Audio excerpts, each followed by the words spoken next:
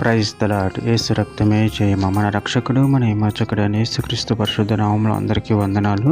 చిన్న ప్రార్థన ద్వారా ఈ రాత్రికాల వాక్యాధ్యానం చేసుకుందాము. పరిశుద్ధుడ మహాగణుడైన దేవ యేసయ్య, సర్వాధికారినైనా మీకే వేలాది వందనంలో కృతజ్ఞత స్తుతి స్తోత్రం చెల్లించుకుంటున్నాను దేవ రాత్రికాల సమయంలో ప్రభువా వాక్య భాగం ధ్యానిస్తుండగా వాక్య భాగం మాకు అర్థమవులు సహాయం చేసి మీ కృపలో బలపరిచి మీకు మాదిరిగా మమ్మల్ని నడిపించమని చిన్న ప్రార్థన యేసుక్రీస్తు పరిశుద్ధ నామములో అడిగి వేడుకుంటున్నాను తండ్రి. Amen amen. మీకా గ్రంథం 5వ అధ్యాయం 2వ వచనము. బెత్లెహేమ ఎఫ్రాతా, యూదా వారి కుటుంబములలో నువ్వు స్వల్ప గ్రామమైనను నా కొరకు ఇజ్రాయేలును ఏలబోవాడు నీలో నుండి వచ్చును. పురాతన కాలం మొదలుకొని శాశ్వత కాలము ఆయన ప్రత్యక్షమగుచుండెను. ఆమెన్. దేవుడి వాక్య భాగం దీవించును గాక. ప్రభు నుండి ప్రియులారా, ఇక్కడ వాక్య భాగంలో మనము గమనించినట్లయితే బెత్లెహేము ఎఫ్రాతా, యూదా వారి కుటుంబంలో నువ్వు స్వల్ప గ్రామమైనను నా కొరకు ఇజ్రాయేలును ఏలబోవాడు నీలో నుండి వచ్చిన.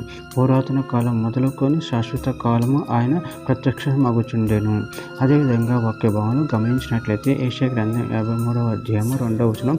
లేత మొక్క వలెను ఎండిన భూమిలో మలిచిన మొక్క వలన అతడు ఆయన ఎదుట పెరిగెను.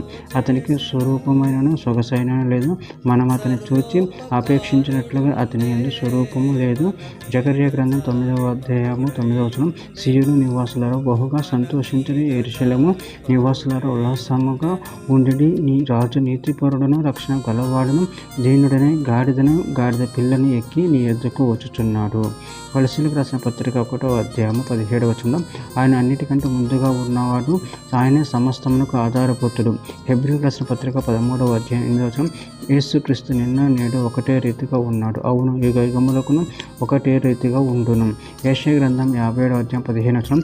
మహాగణుడును మహోన్నతుడును పరిశుద్ధుడును నిత్య నివాసినైన వాడు ఇలాగూ సెలవిచ్చుచున్నాడు, నేనే మహోన్నతమైన పరిశుద్ధ స్థలంలో నివసించేవాడును. ఆయనను వినయము గల వారి ప్రాణమును ఉజ్జయింప చేయుటకును, నలిగిన వారి ప్రాణమును ఉజ్జయింప చేయుటకును, వినము గలవారి యొద్దను దీన మనసు గలవారి యొద్దను నివసించుచున్నాను. చివరిగా ఒక మాట. తిమోతి రాసిన మొదటి పత్రిక 1వ అధ్యాయం 17వ వచనంలో. సకల యుగములలో రాజయుడు అక్షయుడును అదృశ్యుడును అద్వితీయ దేవునికి ఘనతయు మహిమయు యుగములు కలుగును గాక. ఆమేన్. దేవుడి వాక్య భాగం దీవించును గాక. చిన్న ప్రార్థన చేసుకుందాము. పరిశుద్ధుడ మహాగణుడు అనేది వేసే మీరు ఇచ్చిన వాక్యదానం కుదరు చెల్లించుకుంటున్నారు తండ్రి. నాయన మీరే మమ్మల్ని ఏదో రాజే ఉన్నారు తండ్రి. నాయన మీ అంత భయభక్తులు కలిగి నేను మహిమపరిచి కనపరిచేవారుగా ఉన్న శక్తిని అనుగ్రహించి మీ కృపలో బలపరచమని చిన్న ప్రార్థన నామములో అడిగి వేడుకుంటున్నాను తండ్రి. ఆమేన్.